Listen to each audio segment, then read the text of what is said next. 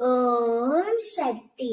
என் அன்பு தங்கமே, உன்னை விட்டு பிரிந்து வேறு ஒரு உறவுக்காக சென்ற உன்னுடைய துணை இப்பொழுது உன்னை தேடி ஓடோடி வரப்போகின்றார்.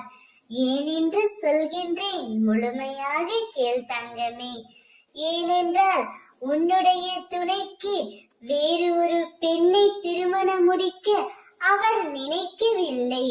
உனது அன்பில் அவர் உருகி போய் உள்ளார். அதனால்தான் அந்த செய்தி கேட்டவுடன் உன்னை தேடி ஓடோடி வரப்போகின்றார். தான் செய்த தவறை உணர்ந்து உன்னிடம் காலில் வந்து விழுந்து மன்னிப்பும் கேட்கப் போகின்றார்.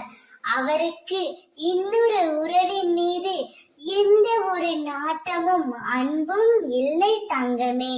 உன் மீது மட்டும்தான் அவர் உயிராக இருக்கின்றார்.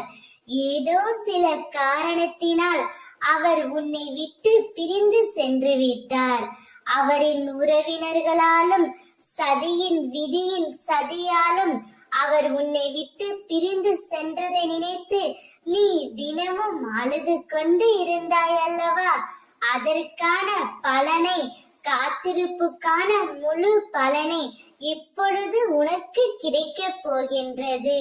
உன்னுடைய துணை உன்னை தேடி ஓடோடி வரப்போகின்றார். அவர் உன்னுடன் இணைந்து வாழ வேண்டும் என்று மிகவும் ஆசைப்படுகின்றார். அவரை ஏற்றுக்கொள் என் செல்வமே. என் பிள்ளையான உனக்கு அதுதான் மிகவும் அழகு. வாழ்க்கை என்பது விட்டு கொடுப்பதில் தான் உள்ளது. விட்டு கொடுத்து வாழ பழகு. ஓம் சக்தி.